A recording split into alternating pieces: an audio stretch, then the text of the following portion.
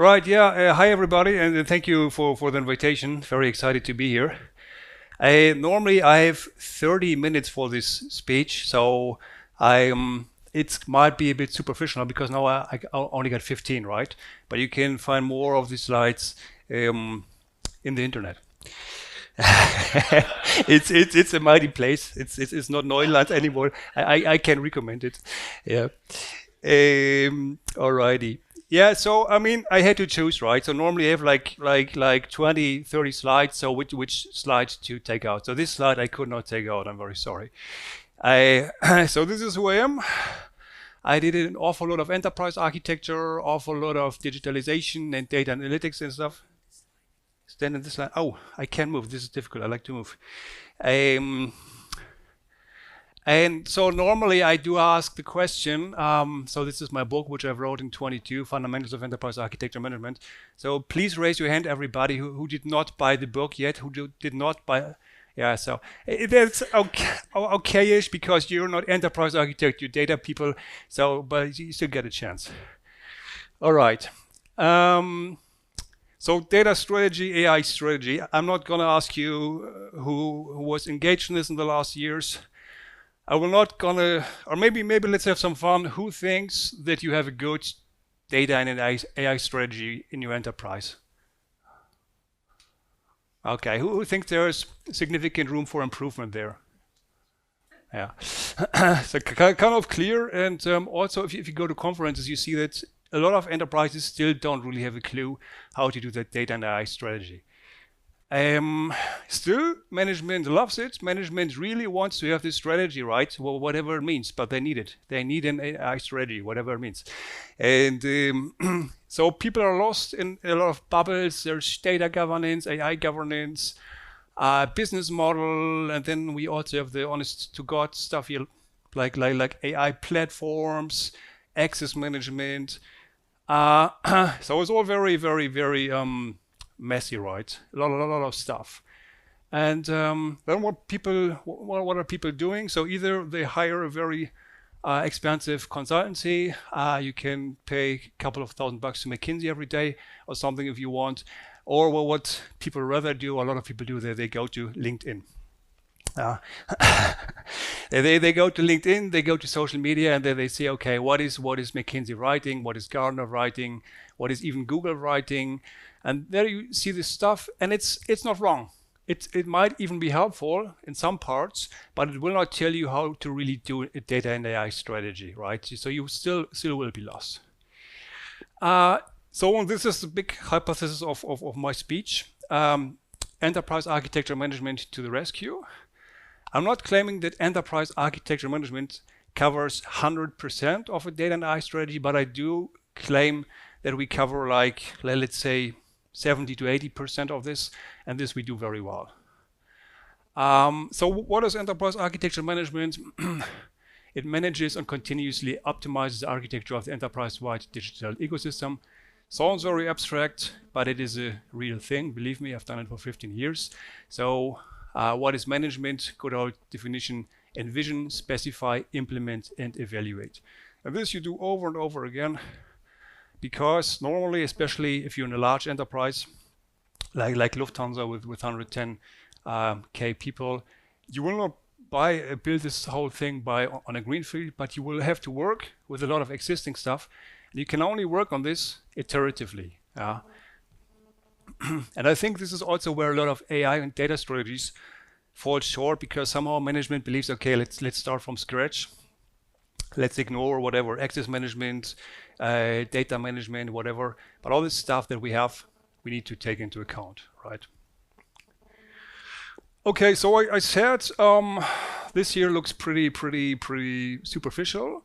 So if you say you want more details, you can either buy my book or you can have a look at this here. And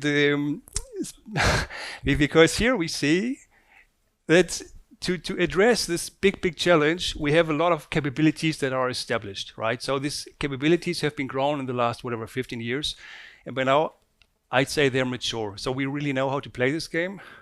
We know that we cannot only stay superficial here on the strategic enterprise-wide level.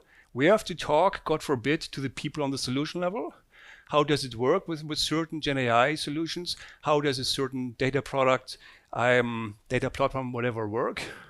Is it compliant with our governance? We have to talk to the people on the segment level. Segment is another word for domain, so you can think domain of customer, domain of flight ops, domain of ground ops, something like this. So because we want to have the whole picture, and we want not to have this gap that we have an ivory tower strategy that is not connected to here, right? So with this cube, we envision this. So we take into account the different levels from vision to implement to evaluate on enterprise level, segment level, and solution level. And by now, this is also, you can read it on every second LinkedIn post. AI needs data. So it's a cross-cutting thing, right? So we also, as enterprise architects, we have to think not only for AI, but also in the connection with data, with security, with integration architecture and business architecture. So this is what enterprise architects typically do. And again, this is kind of abstract. Again, this is kind of the goal level, what you want to achieve. You still might ask, okay, but now for real. So how do you do this? And then we have a couple of tools to achieve this. So there's an IT asset inventory, something like LeanIX. Who of you knows LeanIX? Most of you will know LeanIX. So where you have your applications, or for in the case of data, maybe a data catalog like Microsoft Purview or such. So an asset inventory, you have communication and training, you have project support, you have board and panel management, content management, and so on. So this is what enterprise architecture management is typically doing. So now you say, okay, cool, now I completely understand enterprise architecture management and all its capabilities, but how does this relate to AI governance and AI strategy? I brought you here 6 examples, what I've been doing in the last year. So by the way, I'm the group-wide enterprise architect for Lufthansa, responsible there for data and insights. And there, in the last 3 years, I was heavily involved with the GenAI community, which was a lot of fun, I must say. So I was leading this, where is it? The community, collaboration, stakeholder management. There, in the last 3 years, we gather every 2 weeks and share news, right? I mean, you could say, okay, this is just an informal kind of useless game, but no, it's not. So we learn from each other. And it's also, of course, kind of a governance game. So you see who's doing what, and maybe there would be a better option to, instead of using whatever, OpenAI, you use Gemini or whatnot. So community work, again, you might say it's a no-brainer. But if you ask for a strategy, this should be part of a strategy. Enterprise-wide catalog of AI-based solutions. So we have this in LeanIX, so we know which AI-based solutions we have there. We flag them, so you can see, okay, this is really AI, not just any common application. And we're also correlating this to our risk management system, so that we're terribly compliant with EU AI Act and whatnot. Portfolio management is also a very interesting subject. There was the MIT study a couple of months, like 3 months ago, I think, coming out. And a bit to my astonishment, they did not say what McKinsey and managers usually say. So normally the wisdom is centralize, right? Centralize as much as you can. But in this MIT study, they said, no, don't centralize. Let the people in the domains, let the decentralized people develop their use cases. And at least in a large enterprise like Lufthansa, that is definitely true.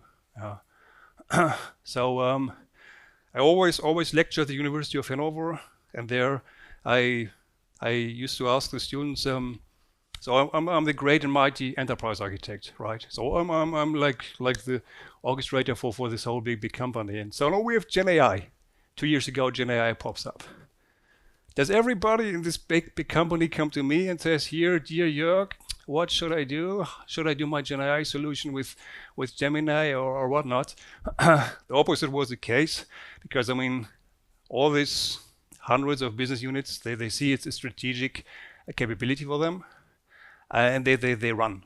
So they're very innovative. They do their stuff. It's a very, very decentralized game. The only thing that we can do is to provide some central standards to kind of herd the chickens, to bring it together, but the momentum is coming bottom up. So I was getting there because of portfolio management. So in our case, and I think in most cases, this is more of a bottom-up game, where you have transparency of the portfolio via LeanIX or whatnot, and then you can say, okay, we don't need the 10th solution for whatever IT governance checker or whatnot. We already have this, so you can see this bottom up. But also this portfolio here is rather a bottom-up game, I would argue. Probably the most important and most kind of disconcerting that it's getting dark. That's not what I wanted. Yeah, okay, too many buttons. So it's probably the most important and most strategic thingy here is our target picture process. So target picture process is really a process where we address one area. So in my case, the area of data and insights. We take half a year or so. Management, of course, always says it should be faster, but it takes half a year. Where we say, where do we stand today? We do envision, specify, implement, and where do we want to stand tomorrow? So we create. We say to today we have what is for data. Let's say for the capabilities of visualization and reporting, we have 5 standards, and that's not cool. So in the future, we only want to have Tableau and Power BI. There would be one example that's part of the target picture. And so we take all capabilities that we have for data and insights, and we define which solutions we want to have there in a couple of years and build a roadmap. So this is a core part of our strategy there, right? Then again, talking to the base, this is landscape-wide, enterprise-wide. So let's say, for example, for the hub airlines. I'm doing this primarily for the hub airlines, Lufthansa, Austrian, Swiss, Brussels. But then here, you also want to look at one domain, let's say ops, because flight ops, ground ops, they're very different data needs than, let's say, customer, right? So you also want to talk to the individual domains and have a look in the individual landscapes there. What else do we have? Standardization and cataloging of data products. Yeah, I already mentioned Purview, and here we already also are since a couple of years. Of course, we are in touch with the data governance people and jointly are defining what exactly do we understand under data products, which standards do we have to enable access management or whatnot. So this is also something where we are heavily involved. Also, these strategic decisions might sound boring, but just having a clean, nice repository where you have your strategic decisions documented, and maybe even the way how to come to these decisions is a very practical, neat thing to have. And then again, you have your community and your boards where you talk about these decisions. I think my 15 minutes are nearly over, yeah? 5 minutes? Oh, okay. I have to dance or do something else. I think I skipped some here. I don't want to edit text. It's a free trial, okay. Okay, the moment is past. So maybe I can highlight GenAI specific solution sketching. I always still do the same mistake, okay. So normally for every application that comes around, for every new application, we have a standard solution sketch. This is a PowerPoint template. Probably most people of you know it. Who knows the solution sketch? Solution sketch, anybody? Architecture? Yeah, so some people don't. So in this solution sketch, you describe what capabilities, what requirements your application is addressing, who's going to maintain it. And so you sketch the solution in 20 PowerPoints, 10 to 20 PowerPoint slides, right? So this is a standard template from enterprise architecture. We specialize this now to GenAI. So here in our GenAI based solution sketch, you can already cross out, okay, I'm going to use platform XYZ. I'm going to use whatever OpenAI or Gemini for whatever reason. On the dimensions of risk, my solution lies here. On the dimension of cost and value, my solution lies here. So that is practically a very neat thing to have, and we use this every 2 weeks. So we also have a special, we call it expert council, GenAI expert council, where people in the Hyperlines that have new solutions must come to, and we have a joint look at this. But we do not only do this to annoy them, but it actually helps them, I like to think, because we're a panel of mixed experts. So there's security, there's architecture, governance, and so on. So they're really a solution architecture. So they really get a 360-degree feedback there. What else do we have? I think the rest here I already said. All right, then let's come to the summary. Again, in the last years, I was very astonished how many people want to engage in data and AI strategy, and that they really feel confident that they can do something. But then there didn't come a lot out of there, because for most people it's new.